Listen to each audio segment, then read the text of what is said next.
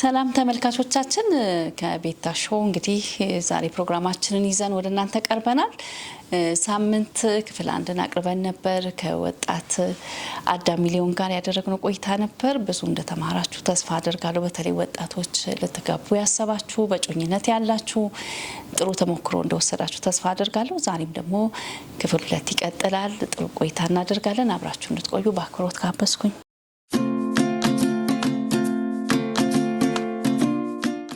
እንኳን በሰላም መጣ። በድጋሚ አመሰግናለሁ አዳም። እንግዲህ ሳምንት ብዙ ነገር አንስተናል።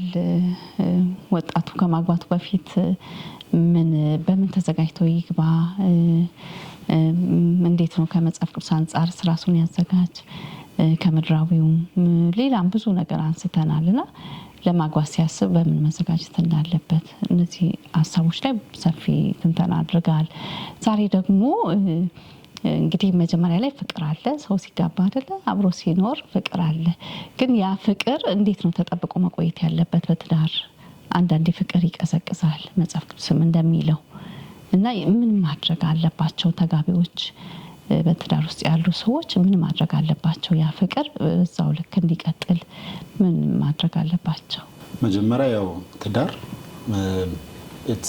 ዋን ዌይ ነው። አንዴ እንገባለን በሩን ከፍተን ከዛ በኋላ መውጫ በር የለውም። ያንን መዝጋት ያስፈልጋል። መጀመሪያ ሁሌ ወደ ኋላ መዞር ያስፈልጋል። አንዴ እሱን ዘግቶ ነው መሄድ ያለብን። ከዛ በኋላ ግን የፍቅር ዴፊኒሽን ምንድን ነው? መጽሐፍ ቅዱሳዊ ፍቅር ምንድን ነው? አሁን ውደዱ ስንባል ትእዛዝ ነው አይደለ? ፍቅር የሆነች ስሜት ብቻ አይደለች። በር መዝጋት ስትል ግን ትንሽ ከነከነኝና ያንን በደንብ እንታብራራው ፈልጋለሁ። በር መዝጋት ምንድን ነው ትርጉሙ? እስቲ ምንን መተውን ያመላክታል? ምክንያቱም ወደ ኋላ ላለመመለስ ወደፊት ለመቀጠል ያንን ፍቅርም ለማስጠበቅ እስኪ በደንብ አብራራው እሱን ነገር። ደስ የሚል አገላለጽ ስለሆነ በር መዝጋት ቤዚካሊ ያልኩት ምንድነው በተለይ የመጀመሪያዎቹ አመታት ላይ ለብቻችን ብዙ አይነት ነፃነቶችን ብዙ አይነት ፍሪደሞችን ለምደናል አይደለ? ከዛ እነሱ ሲነኩብን ሁሌ ዞርን ምንላት ነገር አለ። ይሄ ነገር ግን ያዋጣል ምንለው ነገር አለ። ያዋጣል ንግድ አስመሰልከው። ይሄ ነገር ብዙ ቻሌንጆች ስላሉት እንደምታውቁና ሁላችንም አርጊውመንት ላይም ብዙ ሰው የሚያነሳው ነገር ነው ትሩዝ ቢቶልድ እና ያንን ግን በቃ ያው እግዚአብሔርን እናምነው የለ በአባታዊ ጥበቡ ከዛ ደግሞ በአምላካዊ ጥበቡ አምላክ ስለሆነ ሁሉንም ስለሚያውቅ ከዛ ደግሞ አባት ስለሆነ ሁሉንም ደግሞ ስለሚያውቅ የማናውቀውን ነገር ላይ አቢዩዝ ያደርገናል ብለን አይደለም እስከ ሞት ድረስ የወደደን አባታችን እሱ ብሏል። በቃ እግዚአብሔር አንድ ያደረገውን ማንም ሊለይ አይችልም። በቃ እሱ ብሏል። ስለዚህ መልካም ነገር ነው። በቃ አንድ ከሆነን አንድ ሆነናል፣ አለቀ። ያንን በር መዝጋት ያስፈልጋል። ኖ ማተር ዋት ምንም ቢሆን ምንም ያው ኤክሰፕሽኖች ይኖራሉ፣ ግን ፎር ዘ ማጆሪቲ ኦፍ አስ በቃ ይሄ ነው ፕሪንሲፕል። ከዛ ፍቅር ሲቀዘቅዝ ለሚለው ደግሞ ይሄ ፍቅር የሚለው ቃል አሁን ውደዱ ስንባል ትእዛዝ ነው፣ ስሜት ብቻ አይደለም፣ ከስሜት ያለፈ ነው። አሁን መጀመሪያ ላይ አትራክሽናችን የታመመ ሰው አይተን አትራክትድ ልንሆን አንችልም አይደለ? ግን ባለቤታችን ግን ብትታመምም ጤናማ ብትሆን ቢከፋትም ደስ ቢላት በሁሉም ሴናሪዮ ነው ውደዱ የተባልነው አይደለ? ከዛ አሁን አዳም አጥፍቶ ወደ ምድር ሲመጣ ፍቅር ሲያጎል ኢየሱስ ምንድን ያደርገው? ይሄን ፍቅር እኮ ተው አይደለም ያለው ምን ለመስዋዕትነት መጣ አይደለ? ያን ሳክሪፋይ የሚያደርግ ፍቅር ነው የታዘዝነው። በቃ የታዘዝነው ፍቅር ይሄን ነው እና በዚህ ልክ አንደርስታንድ ማድረግ ይፈልጋል። መጀመሪያ የትዳርን ቫልዩ የፍቅርን ቫልዩ በዚህ ልክ አንደርስታንድ ማድረግ ያስፈልጋል። ከዛ በኋላ ግን ፕራክቲካሊ ፍቅር ህይወት ያለው ነገር ነው፣ የሚያድግ ነገር ነው፣ የሚኮተኮት የውሃ የሚጠጣ ነገር ነው። ካልተደረገ ሊጠፋ የሚችል በተለይ የስሜቱ እሷ ደግሞ ያው ብዙ ነገር ስለምትጠቅም ማለት ነው። እና እዚህ ላይ ኢንፋክት አንድ መጽሐፍ አለ the 5 languages of love የሚል መጀመሪያ እንደተጋባን ሁለታችንም ካነበብናቸው መጽሐፎች አንዱ ነው። እና ሁላችንም የተለያየ አይነት የፍቅር ቋንቋዎች አሉ አይደለ? አንዳንዶቻችን ሲነገርን ነው የምንወደው አይደለ? አንተ እኮ እንደዚህ ነህ፣ አንተ እኮ እንደዛ ነህ ስንባል ደስ ይለናል። ስለዚህ ቃሉ ሊሆን ይችላል የፍቅር ቋንቋችን። ሁለተኛ ደግሞ አክት ኦፍ ሰርቪስ ሊሆን ይችላል። አንድን ሰው ስናገለግለው፣ ሰርቭ ስናደርገው፣ በር ስንከፍትላት፣ ኤኒቲንግ ወደ ሰርቭ ስናደርገው፣ ቡና ስታፈላለት የተወደደም ይመስለዋል። ያንን እሱም አንደርስታንድ ማድረግ ክሊርሊም ደግሞ እንዲወደድ ይፈልጋሉ ብሎ መነጋገርም ያስፈልጋል። አክት ኦፍ ሰርቪስ ቃል። ሶስተኛው ለምሳሌ ስጦታ። አንዳንድ ሰው በስጦታ ሲሰጠው ፍቅር የተገለጸለት ይመስላል አይደል? ነው ደግሞ መግለጫ ነው። አዎ ይሄ ማለት ይሄ ያንቺ እሱ ነው ማለት አይ ነው እንጂ መግለጫ ነው። አንደርስታንድ ግን ለምሳሌ ስጦታ ቢሰጠኝ ደስ ይለኛል። ያን ያህል ግን የተወደድኩ አይነት ስሜት አይሰማኝም። ሆነ ነገር የኔ ሌላ ነው የፍቅር እንትን ቋንቋ። ብቻ ያንን የፍቅር ቋንቋ አንደርስታንድ በደንብ ማድረግ ያስፈልጋል እና እሱን እለት እለት ማድረግ ያስፈልጋል። ያልተኮተኮተ ነገር ያው አረም እኮ ያበቃል። ስለዚህ ህይወት ያለው ነገር ነው። አረም ደግሞ ይመጣል፣ ከዚህም ከዛም ይመጣል። ወቻውት ማድረግ ያስፈልጋል እና መንከባከብ ያስፈልጋል። ፍቅር ባክዶሩን መዘጋት ያስፈልጋል። ምን ያህል ኢምፖርታንት እንደሆነ ይሄን የትዳር ተቋም አንደርስታንድ ማድረግ ያስፈልጋል። ከኛ በላይ ነው ነገር ከዛ ደግሞ መንከባከብ ያስፈልጋል። በጣም ደስ የሚል አገላለጽ ነው የገለጽከው። እንግዲህ ፍቅር ውስጥ ደግሞ ነፃነት የሚባል ነገር አለ። የግል ነፃነት ብዙ ልክ ወደ ትዳር ሲገባ በትዳር ዓለም ውስጥ ሲኖር የራሴ የሚለው ነገር ይኖረዋል። ምንም አንድነትም ቢኖር የራሴ የሚለው ነገር ይኖረዋል እና ያንን እንዴት ትገልጸዋለህ? እንዴት ይሁን? እንዴት ብዙ ጊዜ አይ እኔ እንደዚህ አይነት ቦታ መሄድ አልፈልግም ይል ይሆናል ባል። እሷ ደግሞ ከሱ ጋር በቃ እንትን ማለት ትፈልጋለች። እሱ ደግሞ ነፃነቱን የሚወስድበት ነገር ይመስለዋል። ሴቷም እንደዚህ በሆነ ምክንያትና የግል ነፃነትና ትዳር እንዴት ነው የሚታየው? እስኪ ንገረኝ። ወይ ውጭ ማምሸት ሊሆን ይችላል፣ ወይ ከጓደኞች ጋር፣ ወይ አገልግሎትም ሊሆን ይችላል። እስኪ እንዴት ነው ባላንስ ተደርጎ መሄድ ያለበት? እሱ ንገረኝ። አገስ ያው ሁለቱም አንድ ይሆናሉ ተባለ አይደል? ከዛ በኋላ አንዱ እንደውም ሲቀልድ ታክሲ ውስጥ ገብተን የሁለት ሰው አስከፈሉን ብሏልና አንዳንድ ቦታ ደግሞ የሁለት ሰው የሚጠይቀን ነገር አለ ህይወት ላይ አይነስና እሱ እንዴት ባላንስ እናደርጋለን ነው። ከዛ በፊት ግን ለብዙ ነገሮች መልስ ቅንነት ነው። ነገሩ በቅንነት የሚታይ ከሆነ ጥበብ ቅንነት ላይ ነው። ጥበብ የልብ ቁመና ነው። ከኛ አእምሮ የተደበቀ ነገር የለም። ግን አንዳንዴ በቅንነት ነገሮችን ስለማናይ ይሄ እኛ እኮ የእግዚአብሔር ጥበብ የሆነው ክርስቶስ ተገልጦልናል እኮ። ያ የክርስቶስ ልብ እኮ ያለን ሰዎች ነን። ብቻ ያችን ልብ በቅንነት ነገሮችን ማየት ያስፈልጋል። አሁን ይህን ጥያቄ ብዙ ጊዜ እኛ ወንዶች አቢዩዝ ለማድረግ ነው ምን ጀምረው ገባሽ የሆነ ትንሽ ለማምሸት ከጓደኞቻችን ጋር ጊዜ ለማግኘት ምናምን ለማድረግ ነው እና የለመድናቸው ነገሮችን በአንዴ ማቋረጥ ስለሚከብድ ነው። አንደርስታንደብልም ነው ይናወይ ግን በቅንነት ማየት ያስፈልጋል። እሷም እኮ ጓደኞቿን ብታይ ደስ ይላታል ግን ልጆች አሉ። ልጆቹ የእሷ ብቻ አይደሉ የኔን ናቸው። ሪስፖንሲቢሊቲ አለ፣ የጋራ ኃላፊነት አለ። ኢትስ ኢዚየር ሴድ ዳን ዳን። በእኔም ህይወት ትንሽ ቻሌንጅ የሚያደርገኝ ነገር ነበር። ግን ያው ነገሮችን በቅንነት በማየት ወደ ትክክለኛው መስመር መምጣት ያስፈልጋል። የስ አንዳንድ ቦታ ላይ ለየግል መሄድ ይኖርብናል። ፐርሰናል ታይም ያስፈልጋል፣ ለማሰብም ለመጸለይም ለብዙ ነገሮች። ያንን ግን እኮ የምትወደኝ ሚስቴ እኔን ሞዶ እንዳርግ ትፈልጋለች። እኔ ሰላም እንደሆን ትፈልጋለች። እኔ ፕሮዳክቲቭ እንደሆን ትፈልጋለች። እኔ ታግዬ ከሷ የምወስደው ነገር አይደለም። ተነጋግረን ይሄ ነገር ያስፈልጋል የምትለኝ ነገር ነው። እንዲሁም ሞስት ላይክሊ ወንዶች ይህንን ልናደርግ ይገባል። ሴቶች ራሳቸውን ከወለዱ በኋላ ያው ብዙ ኃላፊነት ስላለባቸው ይህንን ጊዜ ያገኙ እና ያንን ጊዜ እንዲሁም ይሄ እስቲ ዛሬ ውጪ፣ እስቲ ዛሬ ለራስ ጊዜ ስጪ፣ ከጓደኞችን አግኝ ማለት ይፈልጋል። በቅንነት የሚመጣ ነገር ነው። በጦርነት ካየነው ያው ከባድ ነው የሚሆነው፣ ግን በቅንነት ካየነው መልስ እንመጣለን። ስለዚህ በቅንነት ጊዜያችንን ነፃነታችንን እንጠቀም ነው። ኤግዛክትሊ። ኃላፊነታችን ግን የመጀመሪያ ኃላፊነታችን ቤተሰባችን ከሲንግልነታችን ዘመን ይዘን የመጣነው ነገር ለማቋረጥ ቢከብደንም ግን እንደምንም ወደዚህ መምጣት እንችላለን። ከዚህ ጋር በተያያዘ እንግዲህ ነፃነት ጊዜንም ይጠይቃል ቅድም እንዳልከውና አንተ እንግዲህ አሁን አንተ ለተመልካች ተሞክሮን እየተናገርክ ነው። ትሰራለህ፣ ታገለግላለህ፣ ደግሞም ባለትዳርና ቤተሰብ ትመራለህና እነዚህን ጊዜያቶች እንዴት ነው እኩል የምታራምደው? በስራ በጣም ውጤታማ ነህ፣ እንዲሁም በአገልግሎት በልጆችም አስተዳደግ ላይ እስኪ አንተን ተጽዕኖ እስኪ ለሰዎች ተናገር። ባላንስ እኛ ቤተክርስቲያን አንድ ቅዳሜ የሚዘጋጅ ከስራን ተኮር ያደረገ የእግዚአብሔር ቃል ሼር የምናደርግበት ብሬክፋስት ፕሮግራም ነበረ እና እዛ ላይ በደንብ የሰሟቸው ነገሮች ደግሞ ገና ጌታን እንዳገኘው እነዚያ ፕሮግራሞች ነበሩ እና ለስራ ያለኝን ነገር ለባላንስ ያለኝን በጣም ሼፕ አድርጎልኛል እና ቤዚክሊ ባላንስ የሚባለው ነገር በቀን ለዚህ ይሄን ያህል ሰዓት ለዚህ ይሄን ያህል ሰዓት ማድረግ አይደለም። ባላንስ የሚባለው ነገር አንድ ነገር የሚገባውን ሰዓት በሚገባው ጊዜ መስጠት ነው። አሁን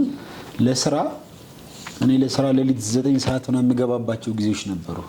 በጣም የሚያስመሹኝ ጊዜዎች ነበሩ። 2-3 ቀን ቢሮ አድሬ አውቃለሁ። አግብቼ እና አክቹሊ 3 ቀን አድሬ የማውቀው ሳላገባ ነው። ግን ምን ልልሽ ነው ይሄ እንደዛ ሌሊት 8 ሰዓት ድረስ 9 ሰዓት አምሽቼ የመጣሁባቸው ጊዜያቶች ያኔ ስለ ቤተሰብ ስራ ማላሰብ አይደለም። ያኔ የሰራኋቸው ስራዎች አሁን ደግሞ ለቤተሰቤ የተወሰነ ሴንስ ኦፍ ረፍትና ኮንፈርት ፕሮቫይድ አድርገዋል። ስለዚህ አሁን በዛ ዘመን መስራት ባለብኝ ሰዓት ላይ ነው እስቲ እቺን ሰዓት ለቤተሰብ እቺን ሰዓት ብለን ላይሆን ይችላል። ኦቨርኦል ነው። ከዛ ደግሞ ልክ ጊዜ ስናውን ውጪ ስንወጣ ሁልጊዜ አሁን ውጪ ስወጣ ለስራ ጉዳይ ከባለቤት ጋር ብዙ ጊዜ የምናደርገው እናወራና እስቲ ከመሄደ በፊት አንድ ቀን ሙሉ ቀን ለቤተሰብ ጊዜ መስጠት፣ እንደዚህ ባላንስ ማለት ከተመለሽ በኋላ አንድ ሙሉ ቀን ለልጆች ጊዜ መስጠት። ከዛ ደግሞ ጊዜ ሲገኝ በስራ ሰዓትም ሁሌ ስራ ላይ ኖር ይችላል አይደል? ጊዜው ሲገኝ ደግሞ ለቤተሰብ መስጠት ያስፈልጋል። አገልግሎት ላይ ደግሞ አቋም ያስፈልጋል። አሁን ለምሳሌ ውጭም ሲሄድ ባለትዳር ነኝ፣ እዚህም ሲሄድ ባለትዳር ነኝ አይደለ? ያ ሊወጣ አይችልም። ልክ እንደዛው አገልግሎትም በቃ ወሰነናል። ያዚህ ያለነው አንዱ መልካሙ ስራችን አገልግሎታችን። አገልግሎት ቬሪ ቻሌንጂንግ ነው። ሆነስትሊ እኔም ስትራግል ማድረግበት ነው። ግን ያው ወጣቶች አገልጋይ ነኝ። ብዙ ትራቭሎች ይኖሩኛል ምናምን በቃ ስመለስ ግን ቀጥታ ወደ ቸርች ነው የምመጣው። ስመለስ የሚሰጠኝን ኃላፊነትን እወጣለሁ። ማታ ብዙ ጊዜ እንትኖች ይኖራሉ፣ ሚቲንጎች፣ ኦንላይን ሚቲንጎች ይኖራሉ እና እኔ ደግሞ አስተኛለሁ ልጆች እና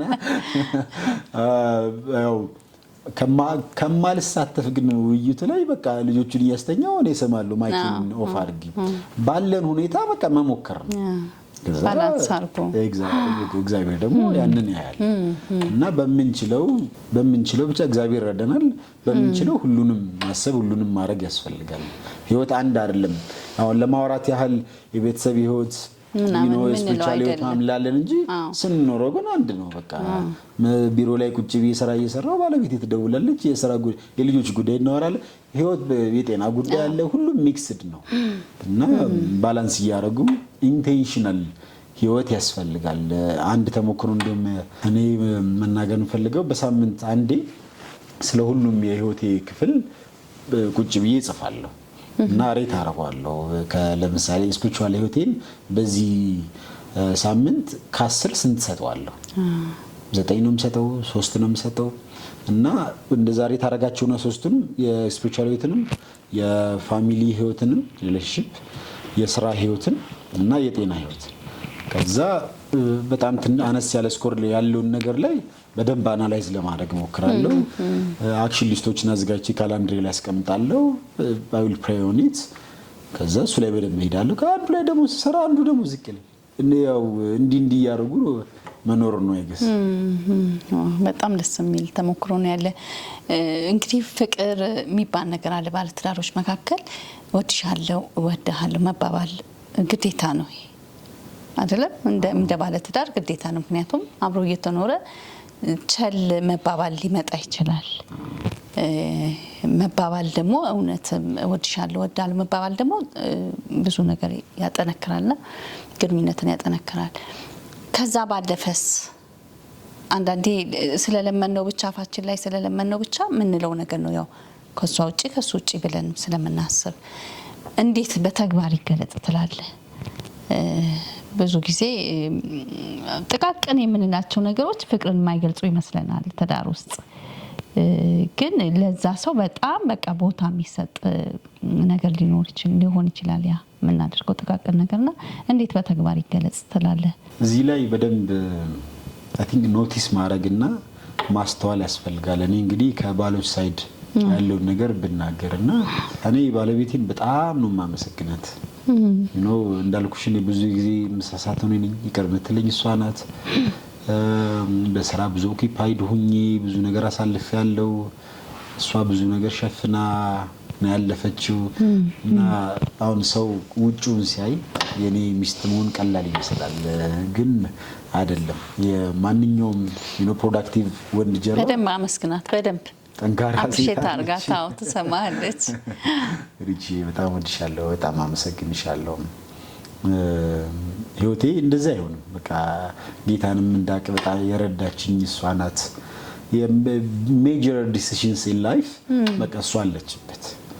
እና እንዲሁም ባለፈው አንድ ቪዲዮ ሰርቼ ነበር ካየሽው። አሁን ወንድ ልጅ ሲያመው አሞናል ተኝተን ፈለግ ነገር ይቀርብልናል፣ ቅቅል አምጡልና ይያልን እንበላለን። እና የእሷ ግን እንደዛ አይደለም። በቃ ለሊት ተነስታ 3-4 ታጠባለች፣ ልጆቿን ስለኔ ታስባለች፣ ለተማሪዎቹ ታስባለች፣ ብዙ ነገር እንትን ትላለች። እና እናቶች በብዙ መስዋዕትነት ያልፋሉ እና ያንን ኖቲስ ማድረግ ያስፈልጋል እና ለዛ ግሬትፉል መሆን ያስፈልጋል እና ያንን ኖቲስ አድርጎ አስፈላጊውን ሪስፖንስ መስጠት ያስፈልጋል።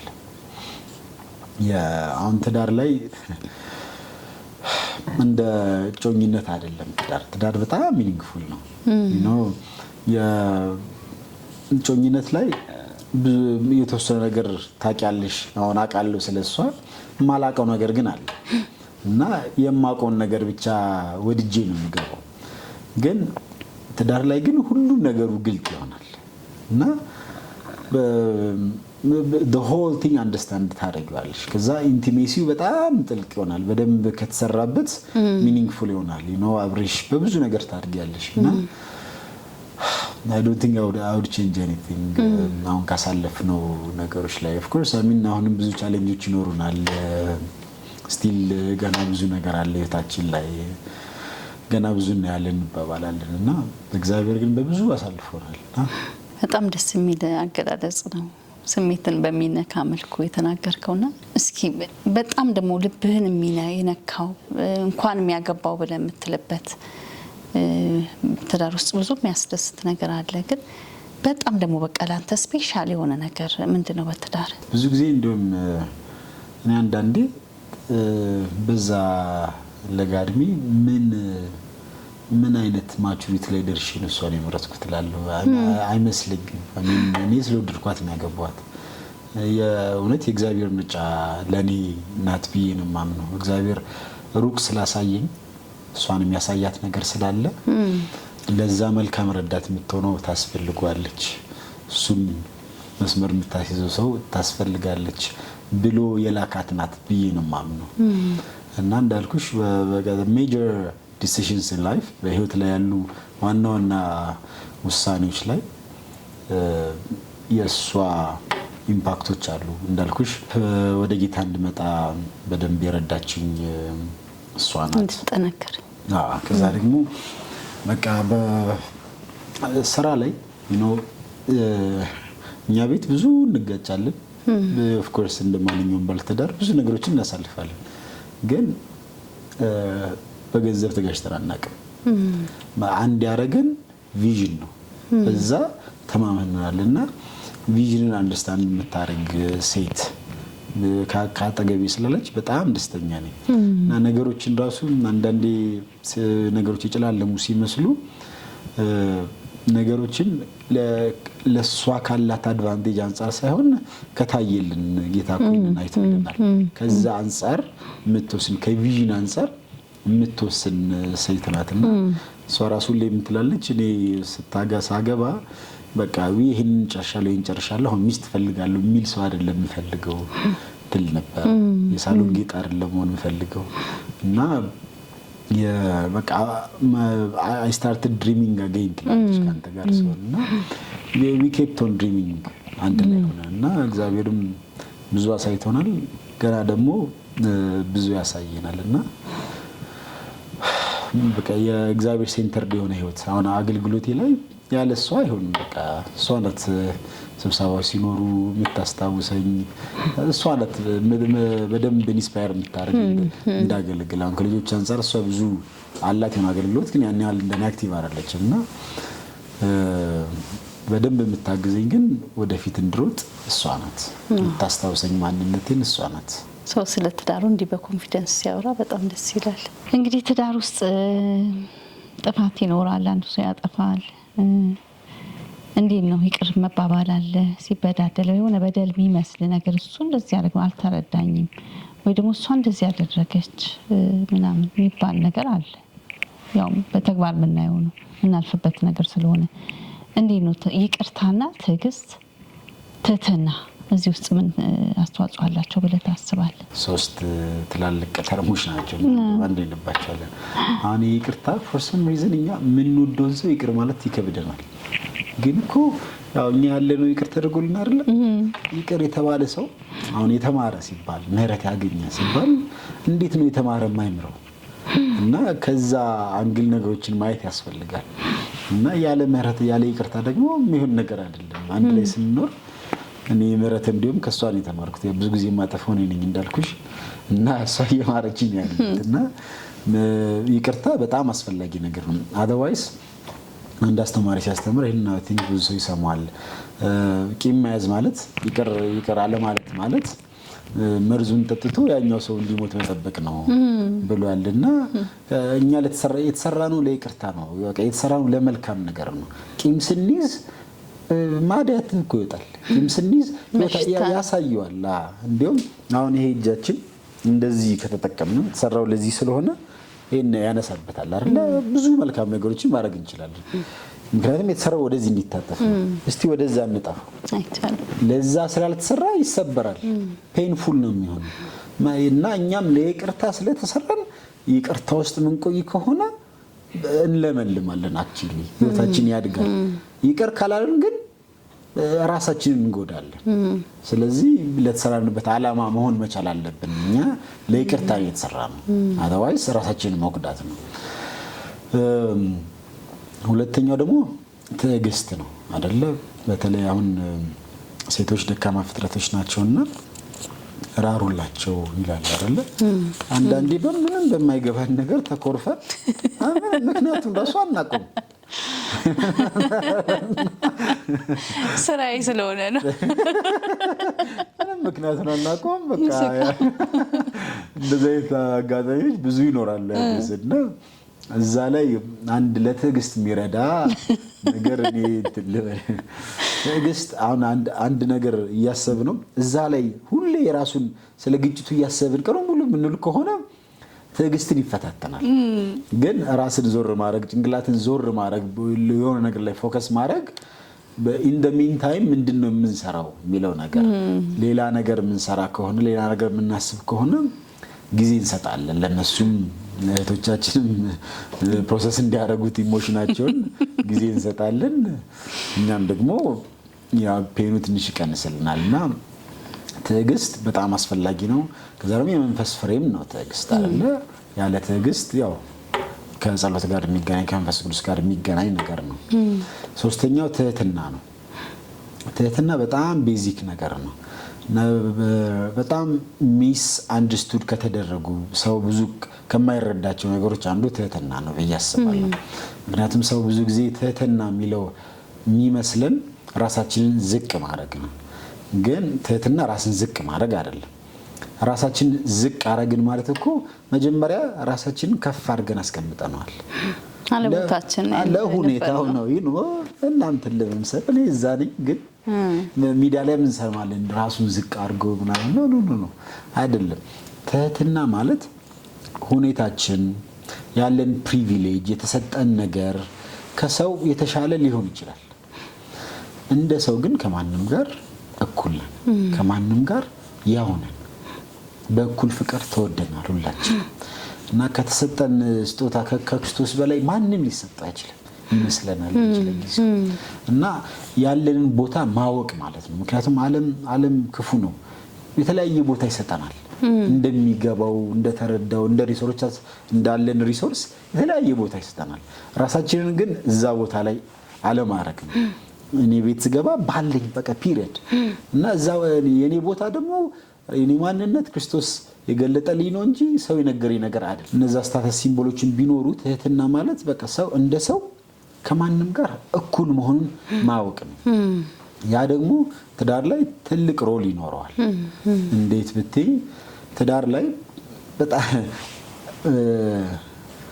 ያለ ትህትና መማር አይችልም አይደለ? ሰው እኮ ትሁት ካልሆነ በቃ እኔ የማላውቀው ነገር ሊኖር ይችላል ብሎ ካላሰበ ሊማር አይችልም፣ ሊያድግ አይችልም። ትዳር ደግሞ የሚሰራም ነገር ነው። በትዳር ውስጥ አልፈን ተሰርተን የምናድግበት ቦታ ነው። ካላደግን ኢትስ ቬሪ ፔንፉል። ለዛ ነው አብዛኛው ሰው እኮ ፔን ብቻ የሚሄድበት፣ ያንን ፔኑን ለማደግ ስለማይጠቀመው ነው። እና ለማደግ ግን ያ ትህትና ይፈልጋል። ከሷ እኔ መማር እችላለሁ፣ እሷም ከኔ መማር ትችላለች ብለን ማሰብ ይፈልጋል። ሜቢ አይ ኩድ ቢ ሮንግ ብሎ ማሰብ ይፈልጋል። እና ትህትና በጣም ወሳኝ ነገር ነው። በጣም የሚገርም አገላለጽ ላይ ገለጽኩ። በጣም አመሰግናለሁ። ጊዜን ሰጥተህ ቢዚ እንደሆንክ አውቃለሁ። ብዙ ኃላፊነቶች አሉብህ። እዚህ ስቱዲዮ ስለመጣ በጣም አመሰግናለሁ። ቴንክ ዩ ሶ ማች። እኔም እድሉ ስለሰጠኝ በጣም አመሰግናለሁ። ተመልካቾቻችን በክፍል 2 ወደ እናንተ ያደረስነው ከወጣት አዳም ሚሊዮን ጋር ያደረግነው ቆይታ በዚያ አብቅቷል። ጥሩ ትምህርት እንደወሰዳችሁ ተስፋ አደርጋለሁ። ሳምንት ደግሞ በሌላ እንግዳ ወደ እናንተ ደርሳለሁ። አዘጋጅና አቅራቢያችሁ ቤቴል ታምራት ነኝ ከቤታ ሾው። ሌሎች ሀሳቦችንና የምትመክሩን ነገር ካለ፣ ጥያቄ ካላችሁ፣ አስተያየት ካላችሁ ደግሞ እንዳልኳችሁ ስክሪኑ ላይ ባለው ስልክ እንድትደውሉልን ወይ መልእክት እንድታስቀምጡልን በአክብሮት እጠይቃለሁ። ሰላም ቆዩ።